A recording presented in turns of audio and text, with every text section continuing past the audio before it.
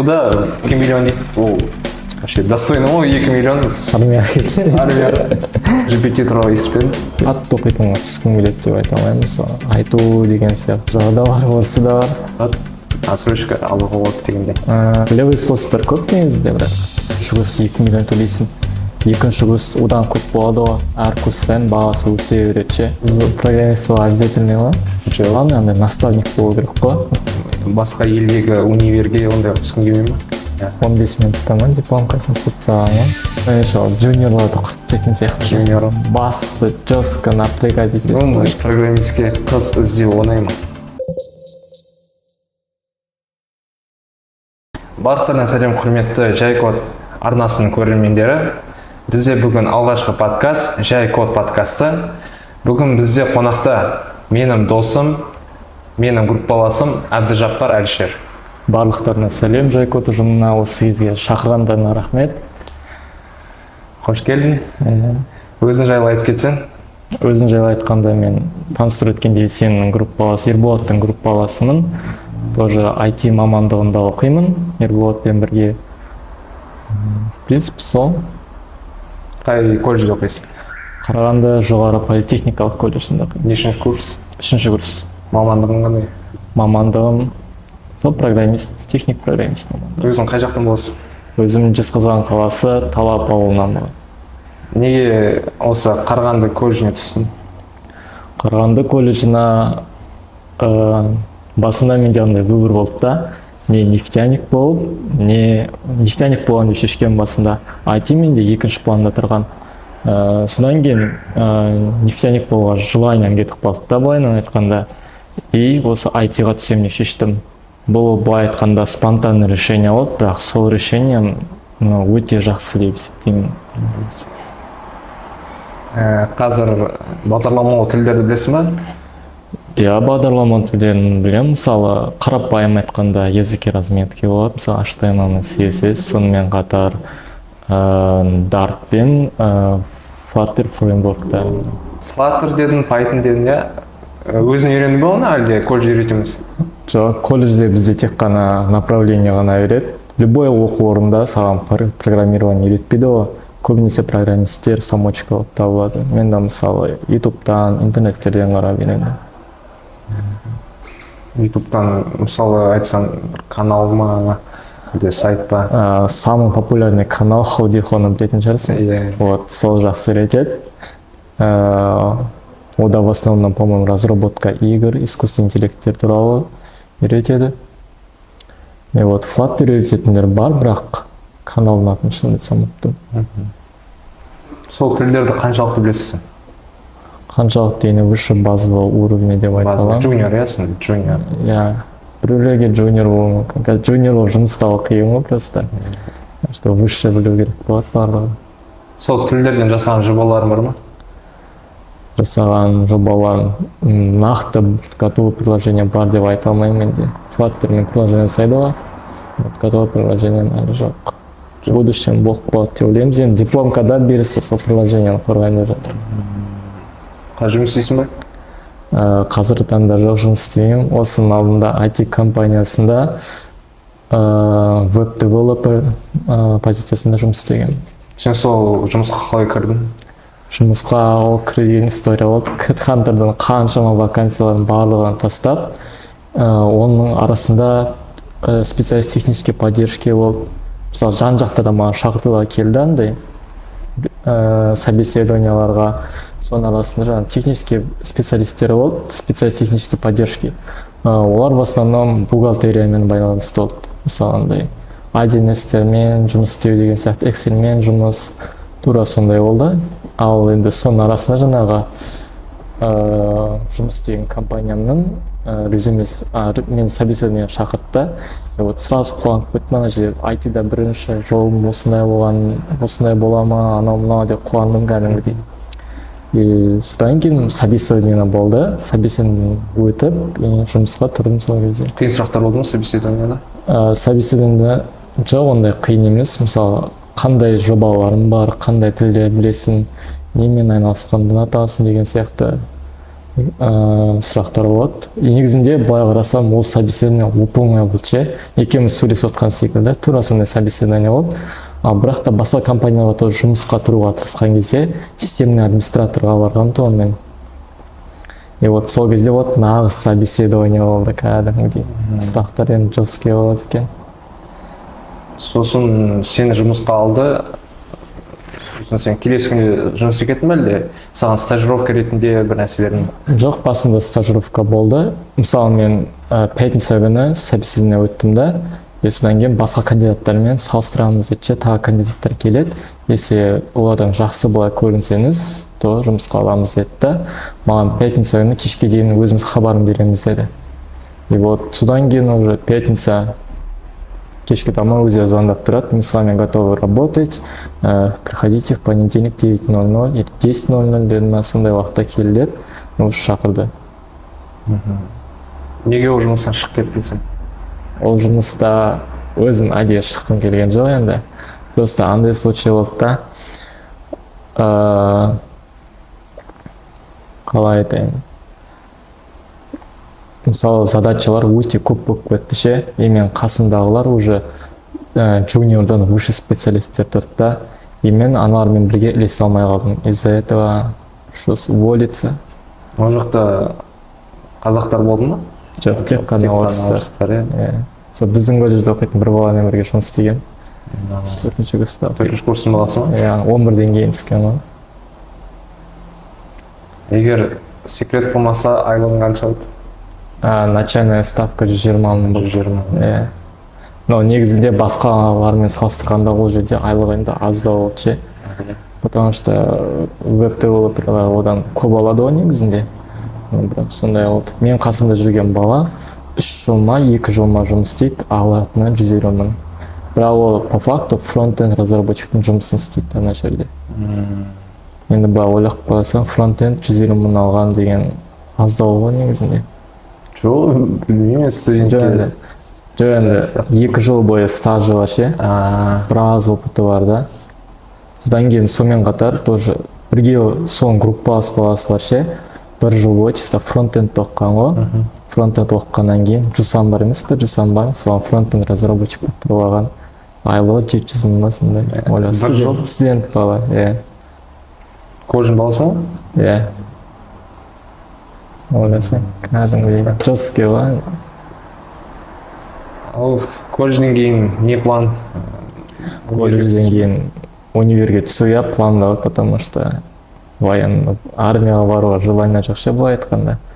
Соңында бұйырса универге түсіп, универде андай қатты оқитынға түскім келеді деп айта алмаймын. Мысалы, айту деген сияқты бір жайск универге түсіп алып, IT мамандығына арғай вышеда оқи беріп, и қатарынан жұмыс істегім келеді. Жұмыс IT-ға байланысты? IT-ға байланысты. Армия дейсің, мынандай армиялар бар ғой, бір ай?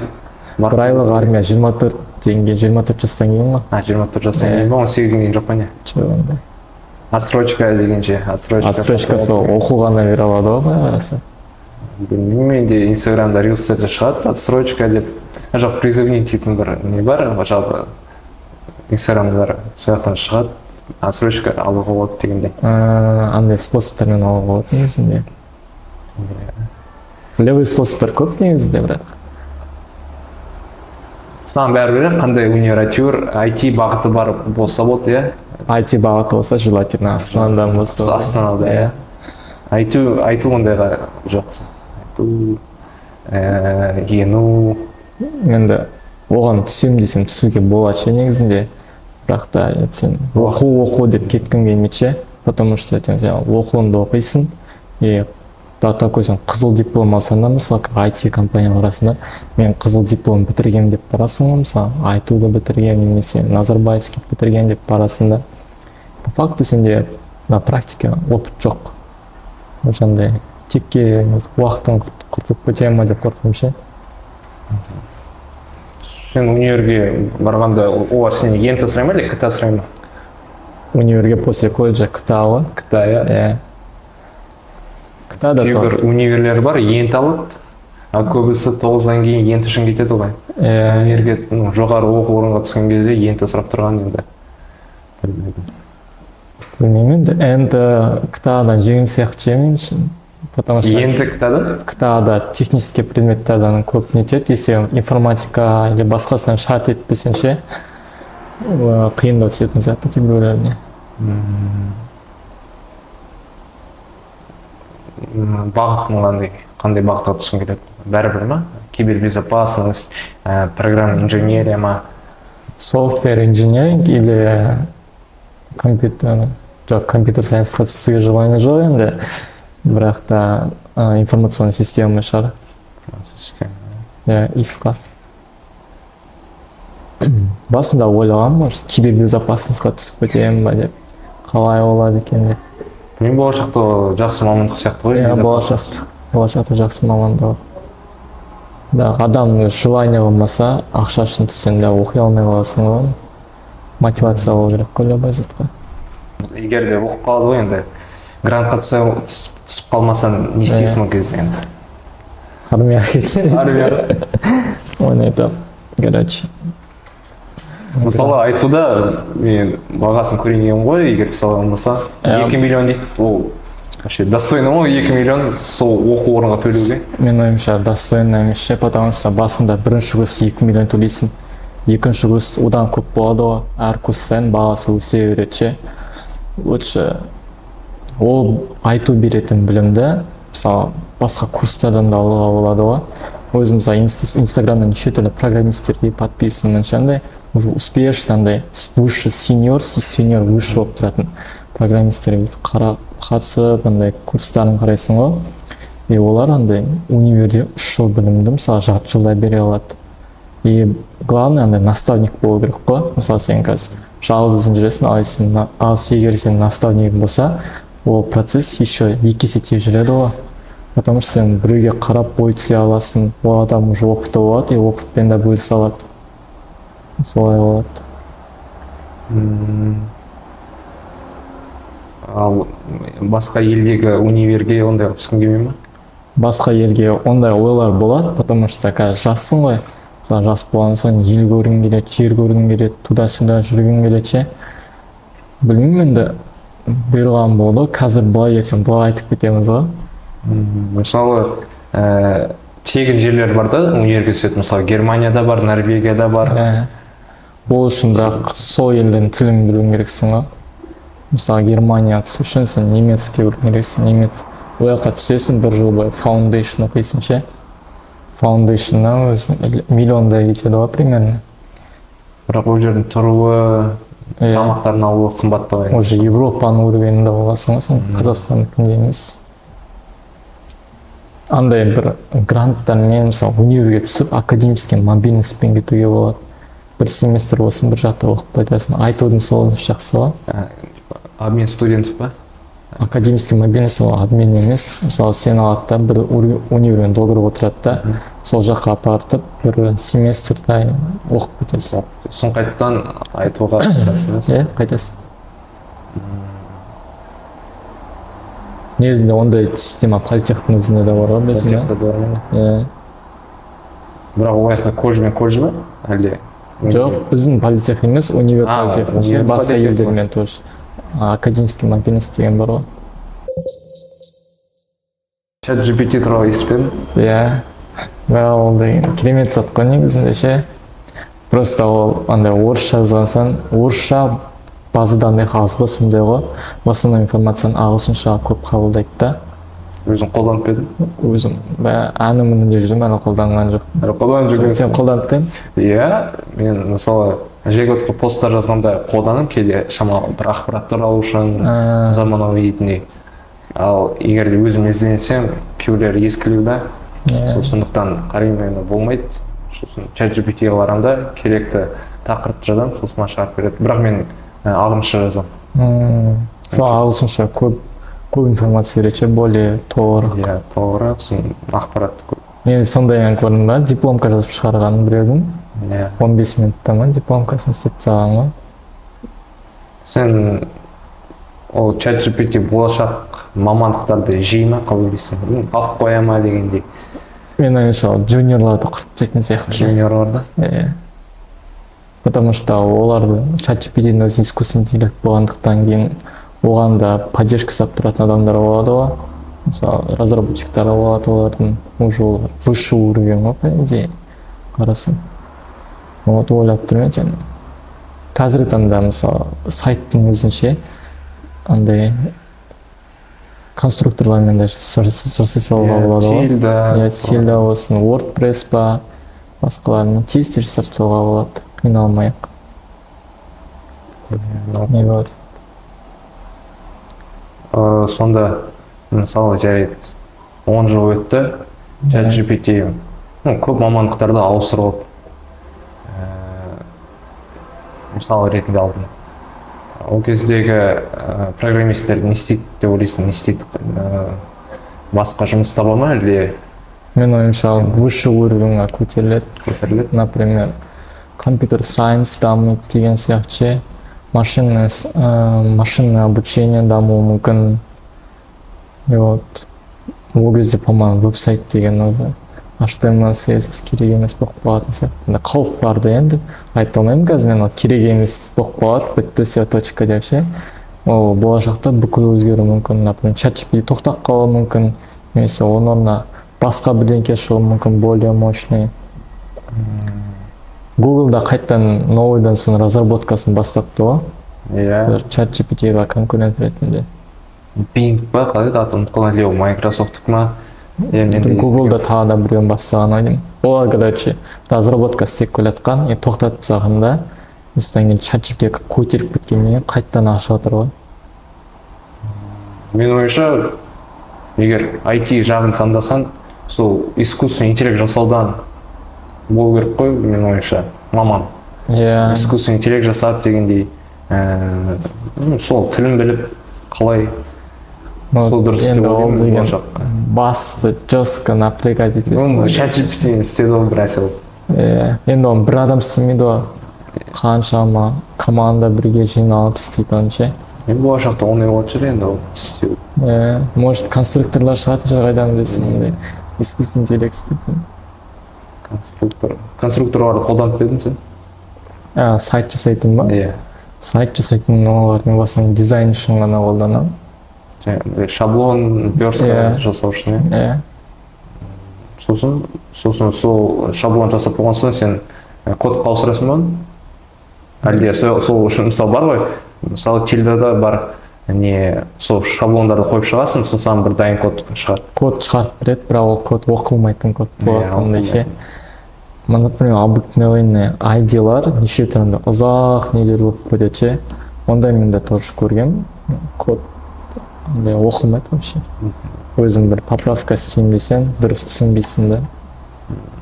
Сонда сол дизайнды сайтқа кәдімгі кодпен нету үшін, жазу үшін сен өзің жазасың ба? Бүкіл? Например, конструктордан істеп аласың, қалай болатын примерно көріп аласың да. Баспен де ойланып істеуге болады, бірақ конструктормен ойында нақты жинап істегенде жақсы. Сөйтіп аласың да, оңай болады ше істеу. Сайт жасайтын көбісі конструкторлар көп, ал программа жасайтын конструктор туралы естіпедім. Приложение жасайтын конструктор туралы естіген. Мысалы, қандай бар есімде? Есімде нақты, есімде жоқ. Мысалы, мен алдында Theta дейтін бір платформаны қолданғам. Енді ол жаңа болғандықтан шамалы сұрай ғой.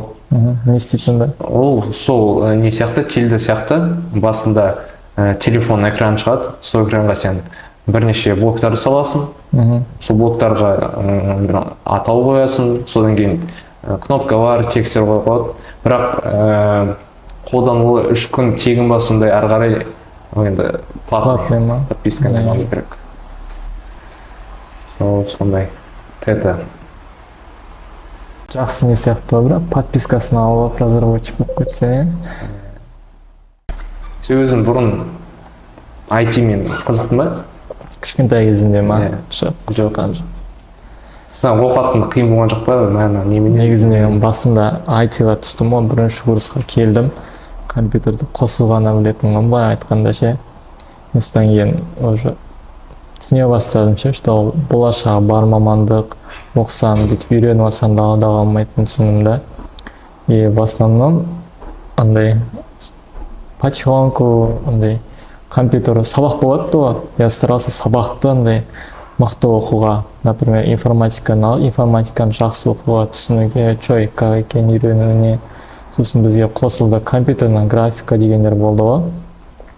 И вот сол кездерден де неше тілін үйреніп, былай өзімді бейімдей бастадым ше, осы IT-ға. Сөйтіп, бірте қызығушылықта пайда болып, сонымен қатар арман, мақсаттары болады. И соған IT жол ашып тұрғандықтан үйрене бастадым ше, қызығып, мотивация болып, и ары қарай цельдер пайдалана бастадым. Саған не жақын? Дизайн ба әлде программирование? Шынымды айтсам, дизайн жақын шығар. Потому что былай сайттарында бүйтіп қарасам, со вкусом істей аламын ше. И вот өз соны бірақ. Реально дизайн жақын да. Бірақ дизайнер боламын деп айта алмаймын ше. По-любому разработкаға кететін сияқты. Мысалы UI, UX дейтін дизайнер бар, веб-дизайнерлер бар. Ондай қызыққың келмей ме? Жоқ, в основном ол жерде фотошоптармен барлығын қолдана білу, блендер дейтін. Жоқ, мысалы UI, UX-е құр фигманы ғана қолданасың. Фигма және басқа нелер. Ну, иә, кейде болып қалады фотошоптан Просто вакансияларды көрдім ше сондай. Қарағандыда аз UI, UX, Астанада, Алматыда көбірек. Және сондайларды қарап көрдім ше, требования деген кезде компьютердің жаңа графиканы білу керек деген сияқтылар көп. Блендер, анау-мынау деп жазып қойғандарын көрген. Менде желание болды осы күзде, может, дизайнер болып жұмыс істеп көрген қалай деп ше. Бірақ та ана жерде маған постер жасауға не керек ше. Жұмыс? Геннадий Головкинмен Жасұлан Акинов біреудің қазақтың екі боксерінің тоже бірге бой болатын туралы постер жаса деген. Сосын көрдім бәрін құрсынды. Сразу андай менікі емес сияқты көрдім ше андай, потому что фотошоппен дұрыс жұмыс істей алмаймын. Кішігірім жарнама. Досым, бізде Жайкодта Instagram парақшамыз бар. Соның ішінде сен IT туралы немесе дизайн туралы әртүрлі ақпараттарды көре аласың. Әрине де қазақ тілінде. Тіркеліп кет. Ал біз подкастты жалғастыра берейік. Енді мен жалпы сұрақтар қоямын саған. Программистер жайлы. Программистке дос табу оңай ма? Мен ойымша ол программист емес, адамға байланысты болады. Например, программист болып жүріп, программистер енді замкнутый адамдар емес қой. Кейбіреулері андай адамдармен тез араласып кетуі мүмкін, кейбіреулері реально замкнутый болуы мүмкін. Бірақ андай стереотип пайда болып қалған қазір.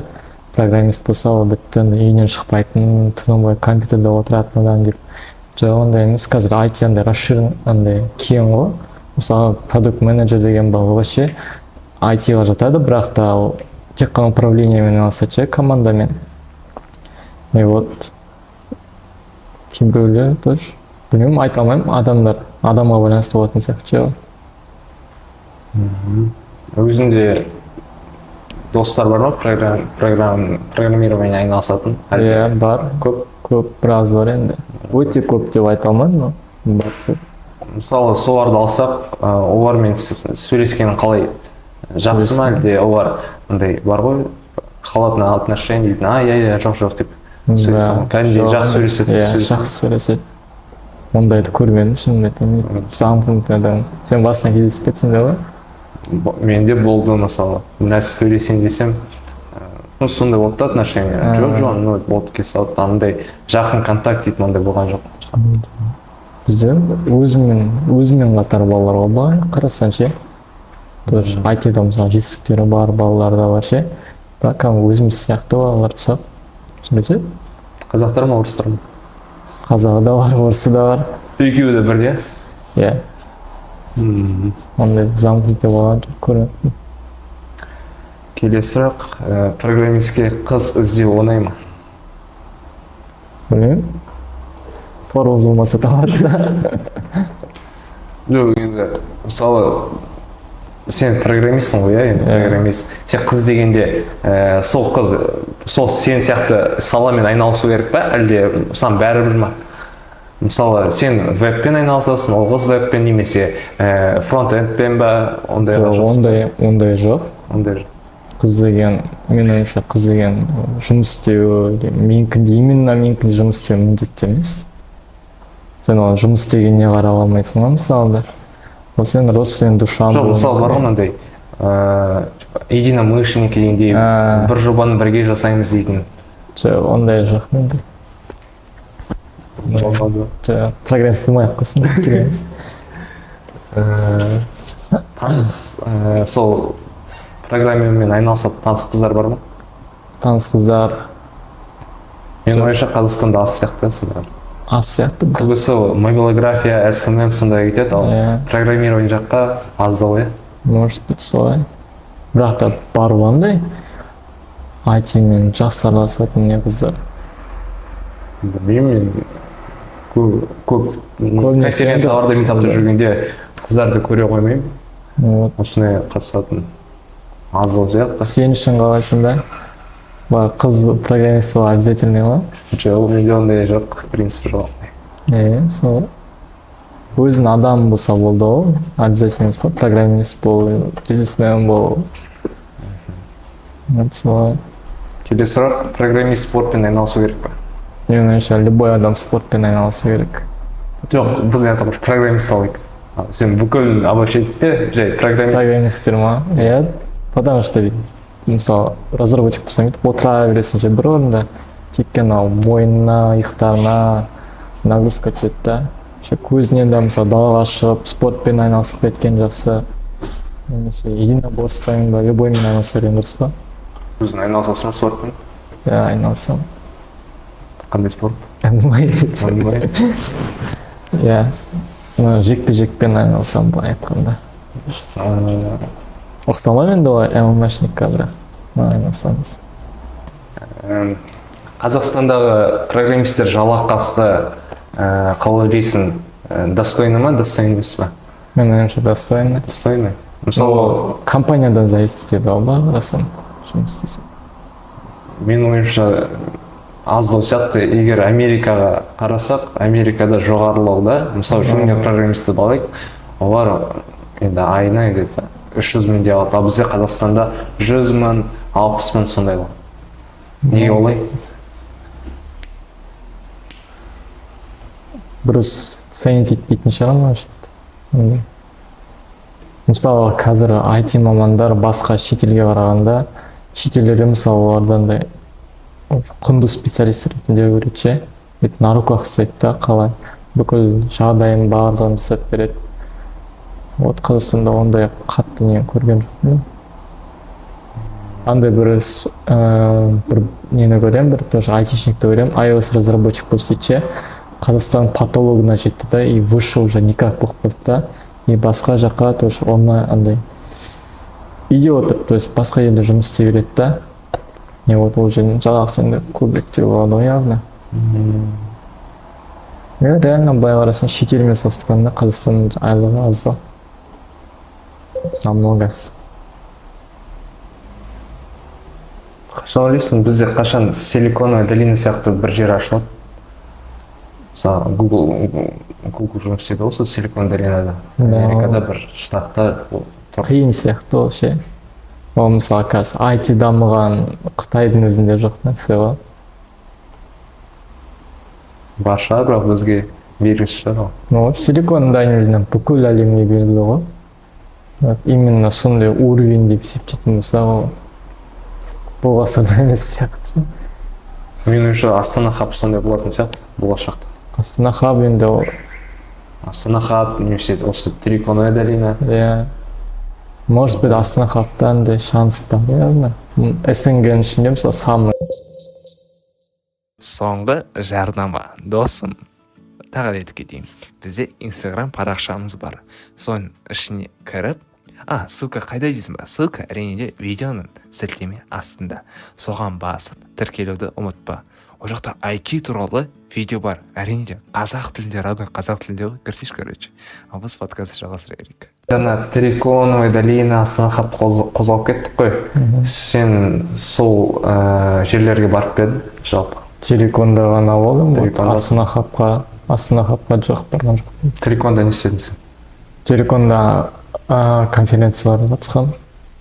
Қандай? Мысалы, біреуін айтсаң. Мысалы, IT туралы тоже болды. Ол кезде разработка. Жоқ, ол кезде, по-моему, бизнес в IT ма, сондай біреңке болған. И ол жерде блендермен жұмыс жасайлы болды біреуі. Сосын екіншісі разработка тоже андай бір поликлиниканың ба, сондай разработкасы болған тұғын. Қызық беген ол жоқ?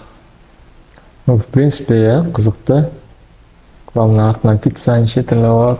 Осы тема кетеді. Кофе брейк дей ма, сондайлар болып тұрады.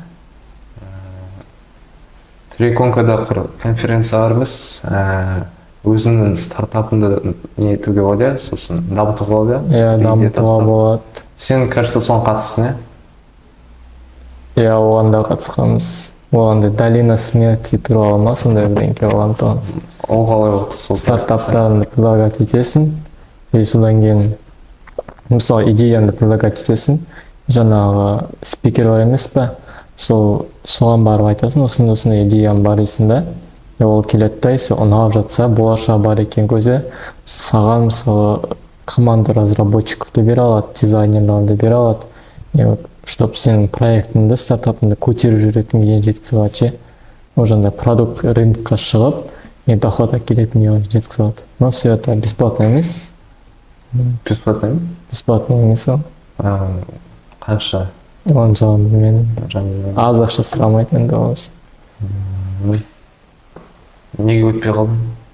Өтпей қалдым дегенде ол жай ғана өзін таныстырды ғой конференцияда. Осындай бар, если что, можете предлагать свои идеи деген сияқты. Келесі сұрақ. Программисттің күні қалай өту керек? Программисттің күні ма? Мысалы ретінде өзіңді ал. Мен программист болып жұмыс істеп жүрген, мысалы таңертең тұрасың, обычно душқа түсесің, тамағын ішесің да, дайындалып жұмысына барасың. Жұмыстан кейін сояңнан обедін шығып, жұмыстан келіп, мысалы мен жұмыстан кейін үш тренировкаға кететін болдым. И жаңағы тренировкаға барып білесің да, үйге келіп, тамағын ішіп, демалып жатасың. Осының бүкіл адамдардың жұмысы сондай болады. Негізінде мен ойымша развитияны да қосып қойған дұрыс ше. Мысалы жұмыстан келдім, душқа түсіп, тамақ ішіп алып, телефон шұқылап жатпай, мысалы біреңке оқып, біреңке үйренген дұрыс. Және де форманы ұстап тұру керек та. Солай. Бірақ енді өзінің личный жизнің болады. Мысалы біреулермен бөлек шығып қыдырғың да келеді. Оны да алып тастауға болмайды да. Жақында қашан бір жыл бұрында iTube дейтін программа шықты ғой. Ол туралы білесің бе? iTube? iTube. YouTube сияқты бірақ қазақша. Оны да білем. Ол жерде YouTube'дан, по-моему, айырмашылығы қазақстандікі болғандықтан, және де контент іште қазақшадан сериалдар, фильмдер. Барлық қазақшасын YouTube'дан гөрі более қымбатырақ төледі ғой деймін ол жерде ше. Несі ма? Монетизациясы. Мен солай деп естігенмін де. Жақты болған цензураны да көрсетеді. Мүмкін көрсетеді. Почти. Андайлар кесіп қояды енді. Жібермейді шығар. Сосын сол айту ап, видео емес, музыка тыңдауға болады деп естідім, ақпараттар оқуға болады. Сосын Telegram сияқты каналдар жасауға болады. Сол жаққа ақпараттар сондай жіберуге болады екен. Сол туралы естіп едім. Может быть, жақсы жоба ғой негізінде, бірақ өзім лично қолданбаймын. Бізде осы 2022 жылдың күзге қарай оңай качкаларын қосты, аппараттарын. Сол туралы айтып кетсең, мысалы бір жұмыс алып тастады, кондуктордың жұмысы. Пайдасы бар ма оның, әлде жоқ па? Негізінде любой уақытта временный жұмыстар болады ғой. Мысалы кондуктор бұрында керек болды да, уже қазір заман жаңарып, барлығындай электронды түрге өтіп жатқан кезде уже керек емес болып қалды да. Мен ойымша ол заман талабы деп есептеймін ондайды. Және де оны картадан келгені, мен ойымша оны тоже адамдарға жеңіл болды ше. Енді қалтаны толтырып мелочь жасап жүрмейсің, барлығын бірақ карточка немесе соткамен ақ төлей салуға болады ғой. вот ол жақсы деп есептеймін енді мен, жақсы шешім деп. Бірақ сонымен қатар кондукторлар кетті, контролер деген жұмыс та пайда болды ғой. Иә, бірақ ол контролер бірнеше автобустар тексереді ғой. Иә, туда-сюда жүріп жүреді. Бірнеше автобустар. Өзің қолданасың ба ондай карточкасын? Ондай карточкасын иә қолданамын. Бірақ в основном соткамен. Соткамен, QR ретінде. Иә, QR ретінде. Просто оны жоғалтып алғанмын. Енді жеке сұрақтар, осы жақында қандай пландарың бар? Жақында тоже мобильный разработка саласында өз приложением істеу планымда бар. Бізде Flutter арқылы шығар, Иә, Flutter. Сосын ол стартап ретінде жасайсың ба, әлде өзіңше? Жоқ, стартап дегенде өзім үшін мысалы. Өзің үшін. Өз навыктарымды закрепить ету үшін деп айтуға болады. Сосын? Сосын ары қарай көреміз енді, может, егерде соны дамытып дипломкада қорғатсаң ба. Жұмыс істеген келмей ме осы жазда? Жұмыс істеген жоқ, пландар басқа. Опыт алып дегендей. Пландар басқа.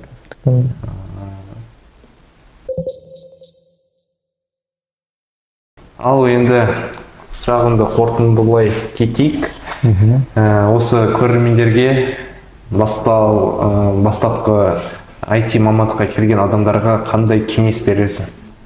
Менің кеңесім ол настойчивый болу керек. Мысалы IT-ді оқиын деп шештім ба, ол туралы информацияларды іздей білу керек. Және де Google-ды қолдана білу керек. Программист деген Google-мен жақсы жұмыс істеу керек деп, жақсы жұмыс істеу керек деп есептеймін. Жақсы жұмыс істеу керек негізінде ше. Потому что көп информацияны, почти бүкіл информацияны Google-да сақталады. И вот сол Google-дан дұрыс іздеу арқылы өзіне керек затты тез әрі оңай табуға болады.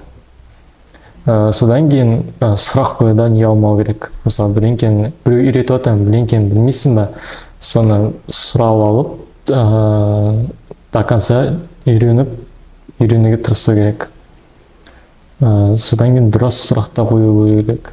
Мысалы бір тілді үйреніп жатқан кезде ол тіл жай ғана ол тіл не деп емес, ол тілді толығырақ айтып бересіз ба деген сияқты.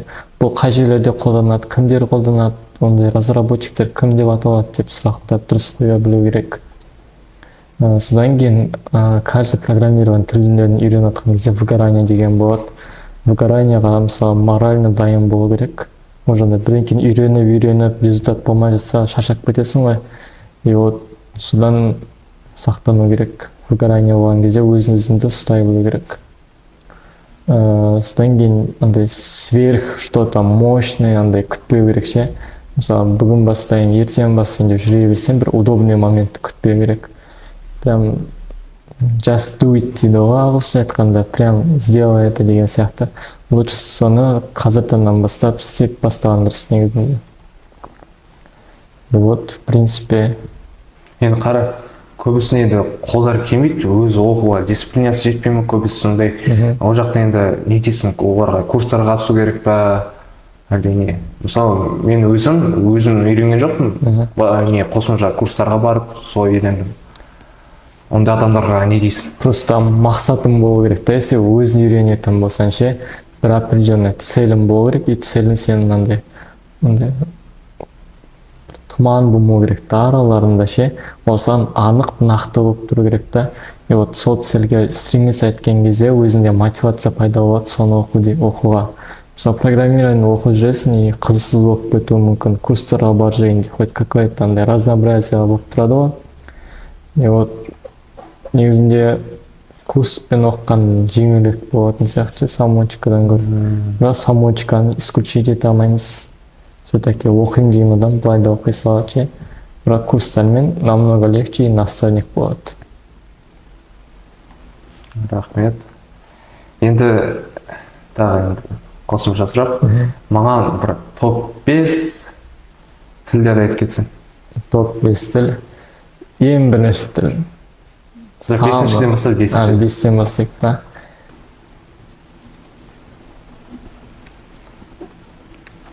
беске мысалы мен Kotlin-ді қоя аламын. И 4-ші орынға Java-ны,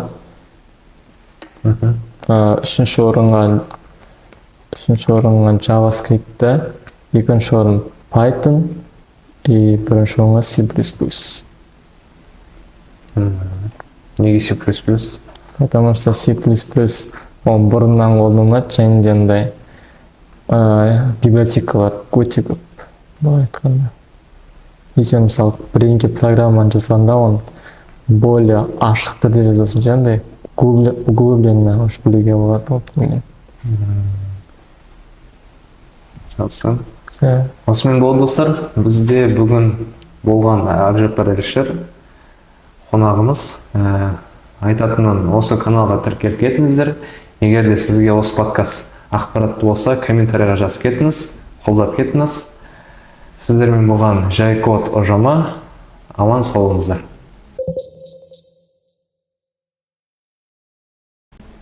Запись отыр.